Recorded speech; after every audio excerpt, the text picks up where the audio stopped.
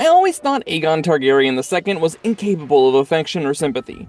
Yes, I know Targaryens have a special bond with their dragons, but whenever we saw Aegon flying Sunfire, it seemed like the firebreather was a pawn in the battles against Rhaenyra. But the last episode revealed something shocking.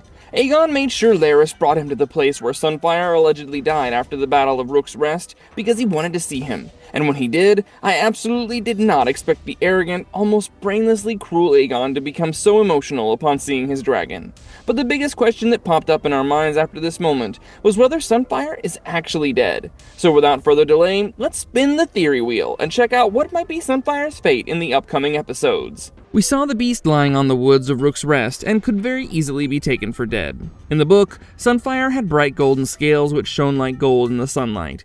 The show more or less maintained the color palette, and the Sunfire we saw lying on the ground with closed eyes appeared to have a somewhat beaten goldish tone, as if his body had tarnished. Back when we saw the dragon in all its glory in the initial seasons, especially when he was soaring his winds into the Battle of Rook's Rest and going against Princess Rhaenys, his scales seemed to glow a bit more. At least that's what my eyes perceived, and this slightly tarnished look might indicate that Aegon Targaryen II's dragon, Sunfire the Golden, was fossilized.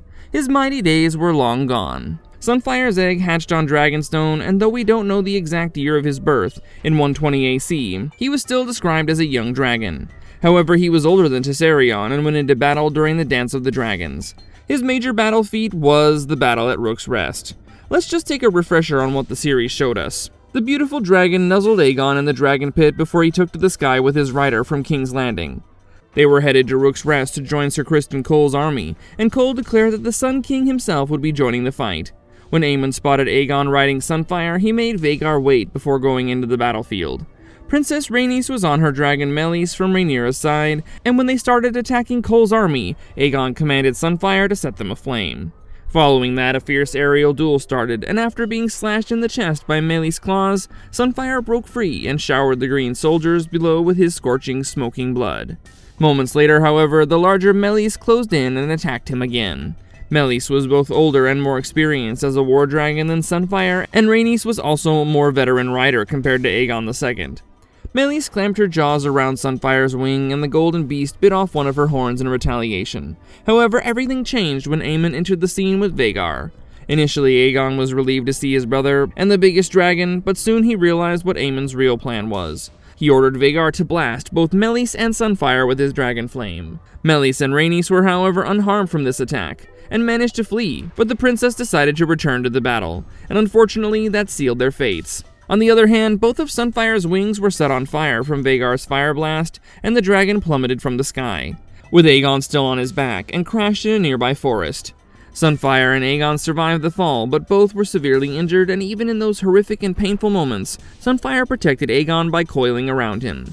When a surprised and shattered Criston Cole took a look at Aegon and Sunfire, he fell to his knees, because there was barely anything left of Aegon except an incinerated skeleton. However, Aegon survived.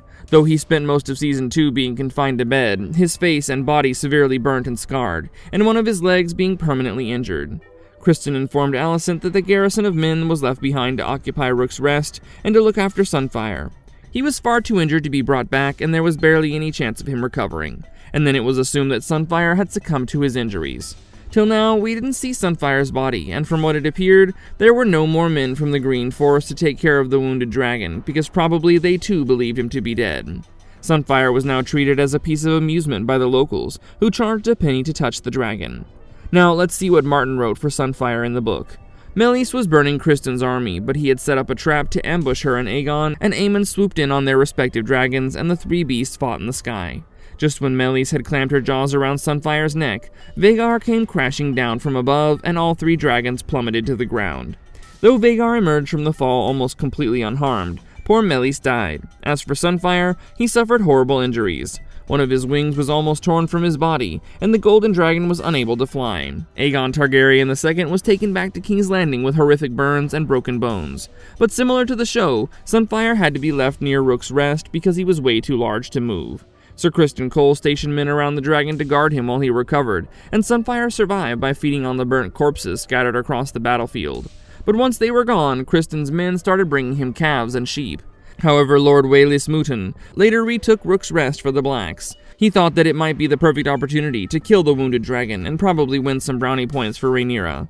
Oh boy, if only slaying a dragon was that easy. Mutin took some of his bravest men and attacked Sunfire, but the beast snapped. Yes, he was crippled and could barely move, but he was a dragon for God's sake. He lashed out with his tail and soaked his attackers in dragon flame. Sunfire ended up killing around 60 men, including Larys himself. Then, within just a fortnight, the dragon disappeared, though believed to be too weak to fly. However, he had somehow recovered enough strength to take to the skies again, and his damaged wing had healed, but was now placed at an awkward angle. According to the people of Crackclaw Point, Sunfire spent some time hiding in the forests and caves before eventually reaching Dragonstone.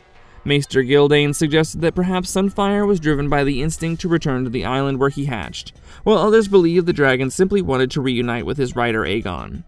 Some even went a step further and suggested that Sunfire somehow sensed his rider needed him. When Aegon heard rumors of a golden dragon on Dragonstone, he went looking for him with Sir Marston Waters and the two Toms, and to his pleasant surprise, there Sunfire was, alive. He was hidden inside a lair on the Dragonmont, and thereon Aegon slowly regained his strength by flying Sunfire every day. Aegon would reclaim Dragonstone and make a coup against Rhaenyra, but when he reached there, Sunfire was attacked by Baela Targaryen's Moondancer. Although Moondancer was much smaller and younger than Sunfire, it gave her an advantage of being quicker. She repeatedly attacked Sunfire's sides and his already damaged wing, till the golden dragon had enough and answered with a blast of golden flames that blinded the young dragon. The two dragons crashed to the ground, and despite all his injuries, Sunfire still managed to kill Moondancer. Aegon survived the fall as well, but broke both of his legs. This time, Baela was taken prisoner by the Greens. Sadly, the fight with Moondancer left Sunfire in an even worse condition, and he was now covered in fresh scars on his back and left with a neck torn with deep wounds. Sunfire also lost his right eye, and he could no longer fly. Thus, from that point onward, the Golden Dragon remained in the outer yard of Dragonstone and feasted on Moondancer's carcass, and before surviving on sheep that were brought to him by Aegon's men. The show, however, took a simpler approach and planted seeds of doubt about Sunfire being alive, with Aegon trying to wake him up and saying, "Come back to me, I know you're in there." Larys tried to convince him that Sunfire was dead, but Aegon broke down crying and insisted that he could feel that Sunfire was alive. Yes, there were flies around him indicating that Sunfire was rotting, but it's still possible that Sunfire is still alive deep down, though his body has started to show signs of decay. Now, interestingly, Aegon also took a scale from Sunfire, a shiny piece from his loyal dragon that might mean something. But before I go there, let me tell you what my two brain cells think. Sunfire is alive. His death was not conclusively confirmed on the show, and it was presumed that he could not have recovered. See, I agree he was laying there like an absolutely dead piece of meat, and if a dragon was alive, he would do something to satisfy his hunger. And there's also no sign that Sunfire was breathing. But what I think is that Sunfire was just too damn weak to even hunt or open his eyes, both from his wounds and the pain of losing his rider. See, dragons and their riders have a very deep connection, almost a mystical one, and this has been shown over and over again in the world of Game of Thrones. Thus, Aegon's feelings that Sunfire is alive might not be false. I mean, he's not the kind of person who can cope with the fact that his dragon is dead. So when he's insisting that Sunfire is alive, there has to be a reason behind it. Moreover, we know what a dead dragon actually looks like thanks to Meleys. If you look carefully enough, when Aegon and Larys reached Rook's Rest, we got a glimpse of the castle in the aftermath of the battle, and we saw Meleys, who had crashed on the outer wall. She seemed really dead. No head, decomposing body, you get what I'm saying, right? Sunfire looked more weathered than dead, per se. Also, he might be brumating, which is a hibernation-like state of sluggishness or inactivity exhibited by ectothermic animals like reptiles and amphibians during the cooler winter months. Thus, his metabolism and body functions have reduced. Now, let's say that there's only a tiny spark of life left within this beast, and that might not be enough for him to take to the skies again. This is where I think the show might be spicing things up a bit. According to the prologue of Clash of Kings, Dragonstone was one of the places where red priests could be found, meaning House of the Dragon might now show Aegon resorting to magic and the worship of R'hllor or the Lord of Light to revive whatever is left of Sunfire. See, we've seen people using this religion and the related sorcery to bring people back from the dead, and though it would be a huge departure from the book, it might also be an interesting plot point for the show and tie it deeper to the world of Game of Thrones. Also, it's possible that Aegon's touch might wake Sunfire, and the show will at least loosely follow the events where he seeks out his rider.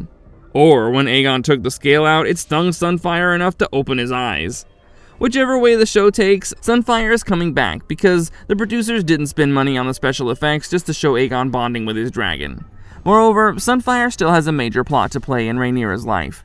According to the books, when the queen visited Dragonstone, unaware that Aegon had turned her men against her, she was taken captive by Sir Alfred Broom and the Greens. As usual, the exact details of what happened next differ depending on whose account you choose to believe. While Septon Eustace, who was sympathetic to the Greens, claimed that Rhaenyra laughed when she saw Sunfire, mocking the once beautiful dragon for the terrible state he was in. Mushroom, on the other hand, wrote that Rhaenyra didn't laugh at all, and instead reflected on how the dance had brought nothing but destruction to both sides. We never really learned which version was actually true, but what we do know was how the story ended. Aegon ordered Sunfire to execute his half-sister, but the dragon didn't react immediately. According to the book, Sunfire was only interested in devouring Rhaenyra when Sir Alfred Broom pricked Rhaenyra's breast with his dagger and the scent of her blood filled the air. He burnt Rhaenyra in dragon flame before clamping his jaws around her shoulder and arm. Sunfire then devoured her in 6 bites, leaving behind only part of her left leg below the shin. The most disappointing moment during this was that Aegon the Younger was forced to watch his mother's death, while Olinda Massey allegedly gouged out her own eyes in horror. In fact, if we go back to Game of Thrones in Season 3, Episode 4, Joffrey Baratheon revealed one of the biggest clues. While showing Margaery Tyrell around the Red Keep, he said, "Rhaenyra Targaryen was murdered by her brother, or rather his dragon. It ate her while her son watched. What's left of her is buried in the crypts right down there." Oops, but despite surviving so much and outliving almost every dragon that fought during the Dance of Dragons, Sunfire's story finally came to an end, as he continued to weaken and started refusing to eat. Finally, in 130 AC, Sunfire died from his wounds. Aegon hoped that his beloved dragon would recover once again, but he was gone for real this time, and a shattered Aegon ordered the execution of the captive Baela Targaryen. But his advisors convinced him to spare her in order to avoid provoking House Velaryon further. After he returned to King's Landing, Aegon tried to replace what he had lost and sent for dragon eggs from Dragonstone. He hoped one of them would hatch into what he would call a new Sunfire, prouder and fiercer than the last. But none of the eggs ever hatched. Alright guys, that's all for today. I'm really excited to see how the show brings Sunfire back, because they're sure to set up a major fake out about his assumed death. But for what it's worth, it would be great to see the Golden Dragon rule the skies once again. Let us know your thoughts in the comments below, and if you like this video, don't forget to hit the like button. I'll see you in the next one. Bye!